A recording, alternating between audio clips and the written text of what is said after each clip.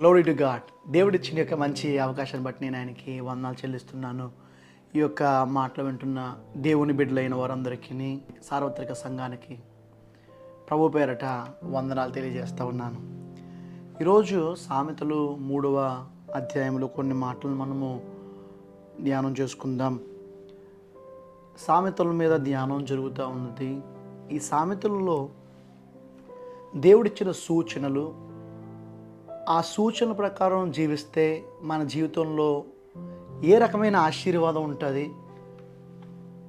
అదేవిధంగా ఒకవేళ ఆ సూచనలు పాటించకపోతే ఏ రకమైన శిక్ష మనకు ఉంటుంది. దేవుడు ప్రేమించే దేవుడే అయినప్పటికీ ఆయన మాటను వినకపోతే ఖచ్చితంగా ఆయన శిక్షిస్తారు. మనం అనుకుంటూ ఉంటాము, పర్లే నేను ఇలా చేయకపోయినా సరే దేవుడు ఏమండు, దేవుడు ఏం చేస్తాడు, దేవుడు ఏమన్నా నన్ను తిడతాడా అని, దేవుడు ఏమన్నా నన్ను ఏమైనా కొడతాడా. దేవుడు ఆయన ఇచ్చే శిక్ష త్వరగా రాకపోవచ్చు. నీవు మారతావు అనేది ఆయన యొక్క ఆలోచన. ఆయన ఎదురు చూస్తూ ఉంటాడు. కనుక ఈ యొక్క సామెతలు ధ్యానంలో ప్రభు మనకి ఏ సూచనలు అయితే ఇచ్చారో ఆ సూచనలు, అదేవిధంగా ఆ సూచన ప్రకారం మనము పాటిస్తే ఏ రకమైన దీవెనలు ప్రభు ఇస్తారు, పాటించకపోతే శిక్ష ఏంటి అనే విషయాల్ని మనము ఈ యొక్క సామెతలు గ్రంథంలో ధ్యానం చేయొచ్చు. ఈరోజు ఆయన ఇచ్చిన సూచనలు ఏంటి, 3వ అధ్యాయంలో ఏ రకమైన సూచనలు మనం పాటించాలి. మనము తరచుగా వాక్యాలు వింటూ ఉన్నాము, వాక్య ప్రకారం జీవించాలి, వాక్యం చెప్పినట్టు చేయాలి, obey God's word, walk according to God's word, live according to God's word అని మనం వింటూ ఉన్నాం కదండి. అసలు ఆ వాక్య ప్రకారం జీవించడం అంటే ఎలా జీవించాలి అనే విషయాలన్నీ కూడా సామెతల గ్రంథము చక్కగా సామెతలు గ్రంథకర్త సొలొమోను లెమూయేలు తెలియజేస్తున్నాడు. మరి ఈ 3వ అధ్యాయంలో ఆయన ఇచ్చిన కొన్ని మాటలను మనం చూద్దామా, ఆయన ఇచ్చిన సూచనలు మనం చూద్దాం. 3వ అధ్యాయంలో మనం చూసినట్లయితే, దయను సత్యమును ఎన్నడును నిన్ను విడిచిపోనీయకము, వాటిని కంఠభూషణముగా ధరించుకొనుము అనే దేవుని యొక్క వాక్యంలో రాయబడింది. Do not let truth and mercy leave you, bind them around your neck, write them on the tablets of your heart. దయను అదేవిధంగా సత్యమును ఎప్పుడు విడిచిపోకుండా చూసుకోవాలంట, మనల్ని విడిచిపోకుండా చూసుకోవాలంట.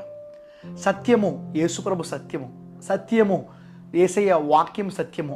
40 మంది గ్రంథకర్తల ద్వారా ఆయన రాయించిన ఆ యొక్క వాక్యము సత్యము. నీ వాక్యమే సత్యము అని చెప్పి యోహాను సువార్తలో మనం చూడొచ్చు. ఈ సత్యమైన వాక్యాన్ని ఎప్పుడు మనల్ని విడిచిపోనివ్వకూడదు, లేక వీటిని విడిచి మనం దూరంగా వెళ్ళిపోకూడదు. ఆయన దయను సంపాదించుకోవాలని దేవుని వాక్యం సెలవిస్తుంది. ఆయన దయను సంపాదించుకోవడం ఏంటండి? దేవుని యొక్క దయను సంపాదించుకున్నట్లుగా లూకా సువార్త 2వ అధ్యాయం 52వ వచనంలో యేసు ప్రభు కోసం మనం చూడొచ్చు, దేవుని దయందు వర్ధిల్లుతూ ఉండెను. అదేవిధంగా దేవుని యొక్క వాక్యంలో దయగల వారి ఎళ్ళ నేను దయ చూపించదను. నీవు కనికరం కలిగి ఉన్నట్లయితే దేవుడు కనికరం చూపిస్తాడు. ఇతర పట్ల నీవు కనికరం చూపించినట్లయితే ఖచ్చితంగా దేవుడు నీ పట్ల నేను కనికరిస్తాడు. నీవు ఇతరులను క్షమించినప్పుడు ప్రభు నిన్ను క్షమిస్తాడు అని దేవుని యొక్క వాక్యంలో రాయబడింది. కనుక మొదటి సూచన ఏంటి అంటే, దేవుని సత్యాన్ని దయని నువ్వు ఏమాత్రమో నిన్ను విడిచిపోనివ్వకూడదు. చాలామందికి బంధువులు అంటే చాలా ఇష్టము. వారిని తరచుగా మా ఇంటికి రండి అని పిలుస్తూ ఉంటారు. మరి కొంతమందికి ఇష్టం లేని వాళ్ళు వీళ్ళు రాకపోతే మంచిదని అనుకుంటారు. కానీ ఇష్టం ఉన్నవారైతే మేలు జరుగుతుంది అనే విషయం తెలిస్తే వారిని తరచుగా రమ్మని పిలుస్తూ ఉంటారు. వారంటే ఎక్కువగా ఇంట్రెస్ట్ చూపిస్తూ ఉంటారు. మరి దానికన్నా ప్రాముఖ్యంగా నీవు ఏ ఇంట్రెస్ట్ కలిగి ఉండాలి, దేనికి ఇంట్రెస్ట్ నువ్వు చూపించాలి అంటే, దేవుని యొక్క వాక్యము సత్యము దయను విడిచిపోతుందేమో, దాన్ని నేను విడిచిపెడుతున్నానేమో, ఇవి ఒక బంధువుల్లో మనం భావించాలంట. వాటిని మన యొక్క కంఠమునకు భూషణముగా ధరించుకోవాలంట. We need to wear them as a necklace. మన యొక్క కంఠానికి ఒక మంచి సత్యమును దయను, మన మాట దయ కలిగిన విధానంలో ఉండాలని దేవుడు కోరుకుంటున్నాడు. మనం మాట్లాడిన మాట సత్యముతో కూడినదై ఉండాలని కోరుకుంటున్నాడు. అబద్ధమైన మాటలో అనేకమైన మనం మాట్లాడినప్పుడు దేవుడి సూచన నుండి బయటకు వచ్చేస్తున్నాము అనే విషయాన్ని మనం గమనించాలి. కనుక మొదటి సూచన దయను, అదేవిధంగా సత్యమును ఎన్నడను నిన్ను విడిచిపోనివ్వద్దు. వాటిని నీవు గట్టిగా పట్టుకోవలను. దేవుడు మనకిచ్చిన రక్షణ మనం గట్టిగా పట్టుకోవాలని దేవుని వాక్యం సెలవిస్తుందంటే ఆ రక్షణ మనం కాపాడుకోవాలని, రక్షణకు సంబంధించిన నీతి క్రియలు మనం జీవించాలని, విశ్వాసంతో జీవించాలని, రక్షణ పొందిన వారి తగినట్టు జీవితం జీవించాలని, ఆ జీవితాన్ని పక్కకు పెట్టి మన ఇష్టానుసారంగా జీవించకూడదు అనడానికి గుర్తుగా రక్షణని గట్టిగా పట్టుకోవాలని దేవుని వాక్యంలో రాయబడింది. అదేవిధంగా రెండవదిగా మనం చూసినట్లయితే 5వ వచనంలో మనం గమనించినప్పుడు, నీ స్వబుద్ధిని ఆధారం చేసుకొనక నీ పూర్ణ హృదయముతో యెహోవా యందు నమ్మిక ఉంచుము. మన సొంత జ్ఞానాన్ని ఆధారం చేసుకోకూడదు, మన సొంత ఆలోచనలు ఆధారం చేసుకోకూడదు. కొన్నిసార్లు మన సొంత ఆలోచనలు మనకి విజయాన్ని ఇవ్వవు. దేవుని యొక్క ఆలోచన మీద ఆధారపడాలి, దేవుని యొక్క జ్ఞానం మీద ఆధారపడాలి. ఆయన అనంత జ్ఞానం దేవుని వాక్యం సెలవిస్తుంది కదా. సో నీ హృదయం అంతటితో ఆయన నందు నువ్వు విశ్వసించాలి, ఆయన యొక్క ఆలోచనకు నువ్వు లోబడాలి. ఇది రెండవ మాట. అదేవిధంగా మూడో మాట 6వ వచనంలో మనం చూసినట్లయితే, నీ ప్రవర్తన అంతటి యందు ఆయన అధికారమునకు ఒప్పుకొనుము, అప్పుడు ఆయన నీ త్రోవలను సరళము చేయును. మూడోది మనం చేయవలసింది ఏంటి అంటే, నీ ప్రవర్తన అంతటి యందు ఆయన అధికారానికి మనం ఒప్పుకోవాలంటే acknowledge him in all your ways. నీవు జీవించే విధానం అంతట్లో కూడా ప్రభువు నిన్ను నడిపించాలని నీవు కోరుకోవాలని దేవుని వాక్యం సెలవిస్తుంది. ఇది కూడా ఆ యొక్క 5వ వచనానికి సంబంధించిన మాటగానే మనం చూడొచ్చు. సమస్త విషయములలో, సమస్త ప్రవర్తన యందును, whatever you do acknowledge him. Ask God, ప్రభువుని అడుగు, ప్రభువా ఈ పని చేసే ముందు మీ యొక్క సహాయం నాకు కావాలి ప్రభువా, మీ సహాయం లేనిదే నేను జీవించలేను, ప్లీజ్ హెల్ప్ మీ లార్డ్ అని మనం ప్రభువుని అడిగేవారుగా ఉండాలి అని దేవుని యొక్క వాక్యం సెలవిస్తుంది. ఇలాగ అడిగినప్పుడు నీ త్రోవలు సరళం చేయబడతాయి. నేను ఏ పని చేసినా సరే నాకు అసలు సరిగ్గా అవ్వట్లేదు, ఏం చేయలేకపోతున్నాను, ఎక్కడికి వెళ్ళినా అన్ని పనులు పెండింగ్ ఉండిపోతున్నాయండి. The only answer for your question is acknowledge him in everything and lean on his understanding and completely obey him, then all your ways, whatever the doors which are closed will be opened. Hallelujah. ఎప్పుడు ఇలాగా తెరవబడతాయి, సరళం చేయబడతాయి, నువ్వు వెళ్ళిన ద్వారాలు సరళం చేయబడాలంటే, అవన్నీ తెరవబడాలి అంటే ఆయన అధికారానికి నువ్వు అప్పగించుకోవాలి. Lord, I surrender myself to your complete authority, Lord. Sovereign Lord, I completely surrender under your authority, Lord. అని మనం చెప్పగలుగుతున్నామా? అలా చెప్తాం. వాక్యం విన్నంతసేపు, వాక్యాన్ని ధ్యానం చేసినంతసేపు నీవి వాక్యానికి లోబడతానని చెప్తాం. కానీ బయటికి వెళ్ళిన తర్వాత మనకి గుర్తురాదండి ఆ వాక్యానికి లోబడాలా మనం అని. బయట ఉన్న వారిని చూసి వారే సొంత నిర్ణయాలు తీసుకుంటున్నప్పుడు మనం ఎందుకు తీసుకోకూడదు అనేది మనం వారి యొక్క విధానంలోనే ప్రయాణం చేయడానికి ఇష్టపడతాం, కానీ దేవుని యొక్క ఆలోచన విధానంలో ప్రయాణం చేయడానికి ఇష్టపడం. That's why the things are not happening in your life.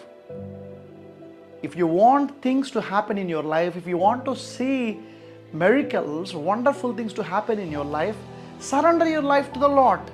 Give your life to the Lord. దేవునికి నీ జీవితాన్ని పూర్తిగా అంకితం చేయాలి.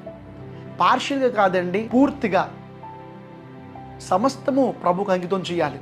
వాట్ ఎవర్ యూ డూ, ఏదైతే మీరు ప్లాన్ చేశారో, ఏదైతే మీరు చేయాలనుకుంటున్నారో ప్రతిదీ కూడా దేవుణ్ణి అడిగి దేవుని యొక్క ఆలోచన తీసుకొని అడుగు వేయాలని దేవుని వాక్యం సెలవిస్తుంది. అదేవిధంగా మనం చూసినట్లయితే 7వ వచనంలో, నేను జ్ఞాని కదా అని నీవు అనుకునవద్దు, యెహోవా యందు భయభక్తులు కలిగి చెడుతనమును విడిచిపెట్టుము.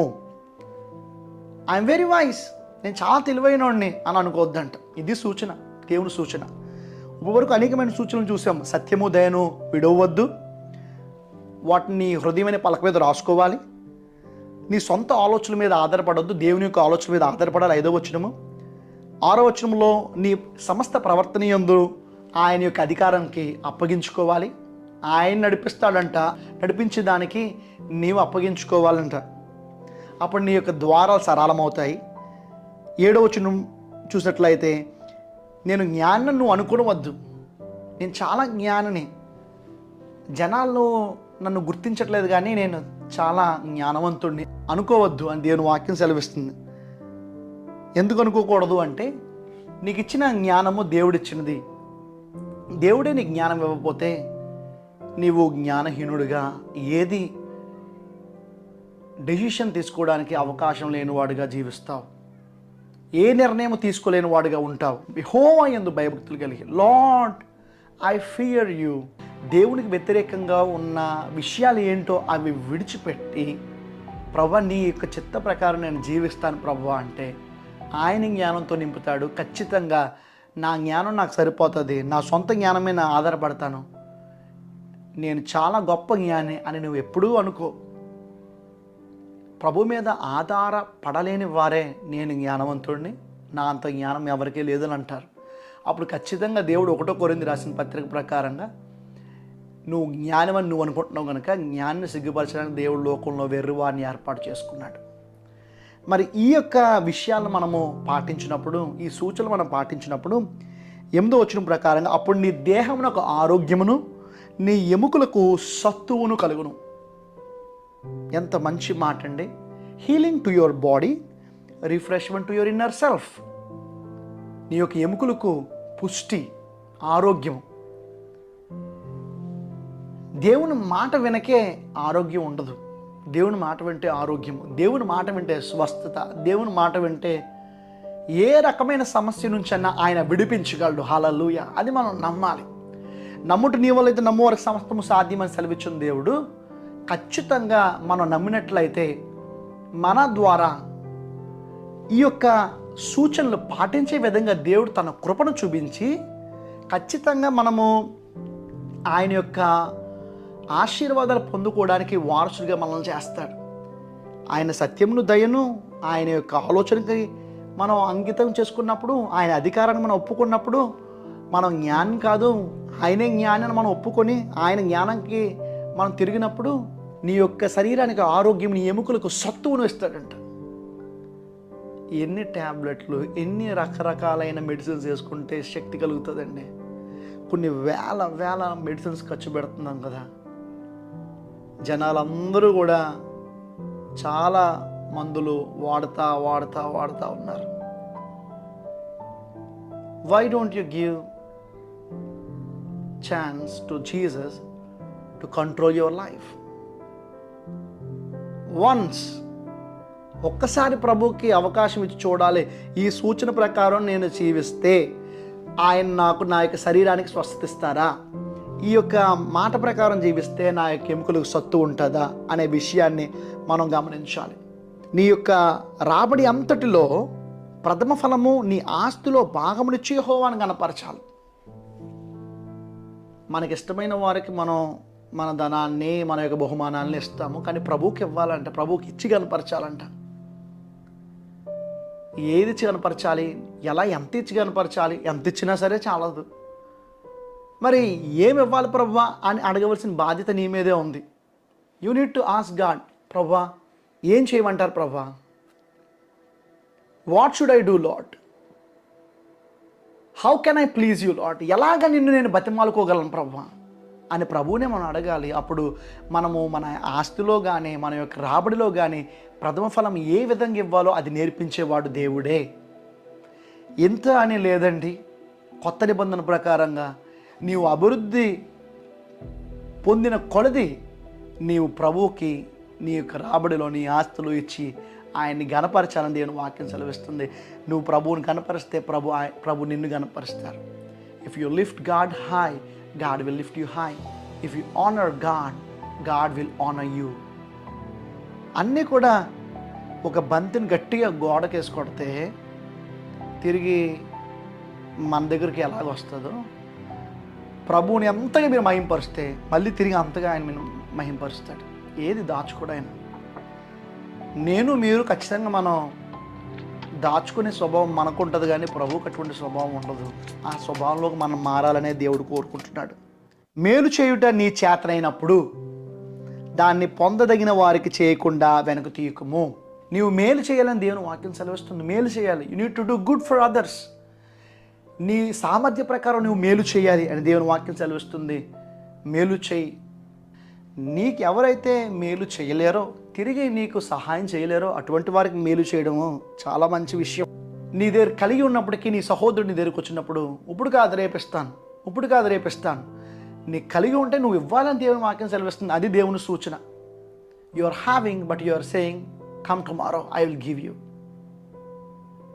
అది దేవుని దృష్టిలో పాపం అండి.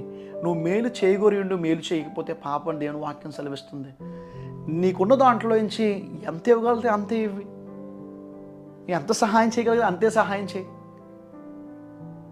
చాలామంది అప్పు చేసి సహాయం చేయాలండి అని అంటారు. దేవుడు నిన్ను ప్రేరేపిస్తే ఖచ్చితంగా చేయి. అందుకే మీ ఆలోచనలో దేవుని యొక్క నిర్ణయం కావాలి. ఖచ్చితంగా దేవుని యొక్క అధికారాన్ని నువ్వు లోబడినప్పుడు నువ్వు అప్పు చేసి సహాయం చేయాలా, లేకపోతే నీ దగ్గర ఉన్న సహాయం చేయాలా, ఏ విధంగా నువ్వు సహాయం చేయాలి, ఏ విధంగా నీవు జవాబు చెప్పాలి వారికి అనేది ఆయన ఆలోచన నువ్వు ఒప్పుకున్నప్పుడు ఖచ్చితంగా ఆయన నీకు సెలవిస్తాడు. 29వ వచనంలో నీ పొరుగువాడు నీ యొద్దకు నిర్భయముగా నివసించినప్పుడు వానికి అపకారము కల్పింపవద్దు. పొరుగువాడు నీ దగ్గర నివసిస్తున్నప్పుడు, నీ స్నేహితుడు కానీ నీ పొరుగువాడు కానీ, నీ రక్త సంబంధి కాదు, నీ పొరుగువాడు నివసిస్తున్నప్పుడు అతన్ని చాలా ధైర్యంగా నిర్భయంగా నీ దగ్గర నివసింపనివి. అతనికి ఏ హాని పెట్టవద్దు. నీ సొంత స్నేహితుడు ఎదుగుతూ ఉన్నప్పుడు నువ్వు చూడలేవు. నీ సొంత రక్త సంబంధులు ఎదుగుతూ ఉన్నప్పుడు నువ్వు చూడలేవు. ఇతరులు మంచి వాహనాలు కొనుక్కున్నప్పుడు చూడలేము.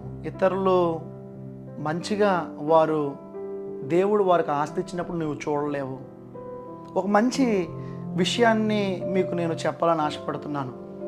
ఇతరులని దేవుడు ఆశీర్వదిస్తూ ఉన్నప్పుడు నీ యొక్క ప్రవర్తన ఏమై ఉండాలి అంటే, ఇతరులు అంతగా ఆశీర్వదించబడిపోయారు, నా పరిస్థితి ఇలాగే ఉంది, వాళ్ళు చక్కగా జీవిస్తున్నారు, నేనే ఇలాగే ఉన్నాను, మనది ఎప్పుడు ఇదే పని, ఇలాగే ఉంటుంది, ఇంకా ఎందుకు నా జీవితము అని చాలామంది వాళ్ళని తిట్టుకొని you estimate yourself very low. You will curse your life, you will curse your birth. నీ జీవితాన్ని నువ్వు తిట్టుకొని క్షపించుకొని నా జీవితం ఎప్పుడు ఎంతే, అనవసరం నా జీవితము అనే స్టాండ్లో కన్నా వస్తారు. లేకపోతే దీనికి మించి ఎంతకాలం ఉంటుందో చూద్దాం, పలానా వ్యక్తి యొక్క ఆశీర్వాదం డబ్బులు వచ్చినాయి అంట, ఎంతకాలం ఉంటుందో ఆ డబ్బులు చూద్దాం, వారికి మంచి గృహం వచ్చిందంట, ఎంతకాలం ఉంటుందో చూద్దాం, మంచి వస్త్రాలు కలిగి ఉండొచ్చు, ఎంతకాలం ఉంటుందో చూద్దాం. ఈ స్టాండ్లో ఉన్న తీసుకుంటారండి జనాలు. కానీ దేవుని వాక్యం ఏం సెలవిస్తుంది తెలుసా అండి? దేవుడు నాకు ఇచ్చిన ఆలోచన బట్టి నేను మీకు చెప్తున్న మాటలు ఏంటంటే, దేవుడు ఇతరులను ఆశీర్వదించడం మీరు చూసినప్పుడు, అది భక్తిహీనుడు కావచ్చు, దేవుని బిడ్డ కావచ్చు, క్రైస్తవులు కావచ్చు, అటువంటి వారు చూసినప్పుడు మత్సరపడొద్దు, భయపడొద్దు, లేక వారిని చూసినప్పుడు గొనుక్కొనొద్దు. వాడు చూసినప్పుడు ప్రభువా నీవు శక్తి కలిగిన సామర్థ్యం కలిగిన దేవుడు, వారిని నీవు ఆశీర్వదిస్తే ఆశీర్వదించబడ్డారు, వారు మేలు చేసి ఆశీర్వదించబడ్డారో, లేకపోతే కీడు తలబట్టి ఆశీర్వదించబడ్డారో, లేకపోతే క్రమముగా వచ్చిన డబ్బు, లేకపోతే అక్రమంగా వచ్చిన డబ్బు, అది నీకు అవసరం లేదు, నాకు అవసరం లేదు. మొత్తం మీద వారు ఆశీర్వదించబడ్డం మనం పైకి చూసినప్పుడు మనం ఒకటే అనాలండి దేవుని బిడ్డలంగా, ప్రభువా వాళ్ళని ఆశీర్వదించినందుకు మీకు వందనాలు ప్రభువా అని మనం అడగలిగితే, వాళ్ళు దీవించినందుకు వందనాలు ప్రభువా, thank you lord. When time comes, surely you will lift me, Lord. You will not leave me or relinquish me, Lord. But surely when time comes, you will also lift me, so that I will also help others, Lord. నన్ను కూడా ఆశీర్వదిస్తూ సమయం వచ్చిన వారిని దీవించాలి. నీ చేతనైనంత బట్టి నీ సహోదరునితో సమాధాన పడాలి. నీ చేతనైనంత బట్టి నీవు ఇతరులు ఆశీర్వదించాలని దేవుని వాక్యం సెలవిస్తుంది, కానీ వాళ్ళని తిట్టమని దేవుని వాక్యం ఎక్కడ చెప్పలేదు. దేవుని సూచనలకు వ్యతిరేకంగా మనం వెళ్ళిపోతున్నప్పుడు ఎలాగ ఆశీర్వదించబడుతామండి? మనము అలా ఆశీర్వదించబడడం చాలా కష్టము. 31వ వచనంలో బలాత్కారం చేయువాడిని చూచి మత్సరపడకము, వాడు చేయు క్రియలు ఏమాత్రము చేయగోరవద్దు, 32వ వచనములో కుటీల వర్తనుడు యెహోవాకు అసహ్యుడు, యథార్థవంతులకు ఆయన తోడుగా నుండును. మరి ఎవరైతే నీ సహోదరుడు ఉన్నాడో, నీ యొక్క పొరుగువారు ఉన్నారో, వారు నీ యొద్ద నివసించినప్పుడు వారికి నీవు హాని చేయవద్దని చెప్పిన ఆ యొక్క మాటలు ఆల్రెడీ మనం విన్నాము. ఈ యొక్క 31వ వచనములో ఇతరులు హాని చేసినప్పుడు వాళ్ళతో నువ్వు జగడం ఆడవద్దు, బలాత్కారం చేయవారిని చూసి మత్సరపడవద్దు. బలాత్కారం చేసి వారు అనేక రకరకాలైన వాటిని వారు సంపాదించుకోవాలనుకుంటారు. అటువంటి వారిని చూసి మత్సరపడవద్దు. దయచేసి ఈ సూచనలు చాలా జాగ్రత్తగా మనం పాటించినప్పుడు దేవుడు ఖచ్చితంగా మనల్ని ఆశీర్వదిస్తాడు. ఆ ఆశీర్వాద వచనాలు ఏంటో, ఒకవేళ పాటించకపోతే దేవుడు ఏ రకమైన శిక్ష మనకిస్తాడో అనే విషయాన్ని, శిక్ష మనల్ని సరిదిద్దడానికి కానీ మనల్ని ఇబ్బంది పెట్టడానికి కాదు, కానీ మనకి ఒక తర్ఫీదు వాక్యంలో ఎలా నడవాలో మన జీవితాన్ని మార్చడానికి ఆయన తన యొక్క శిక్షను జీవితాన్ని మలచడానికి పంపిస్తాడు, కానీ మనల్ని నాశనం చేయడానికి కాదు. ఈ సూచన ప్రకారంగా మనం జీవిద్దాము. వచ్చే యొక్క వారంలో మనము ఆశీర్వాదాలు పాటించకపోతే దేవుడు ఏ రకమైన శిక్ష ఇస్తాడు అనే విషయాన్ని చూడొచ్చు. దేవుడు మిమ్మల్ని దీవించును గాక. ఆమేన్. హల్లెలూయా.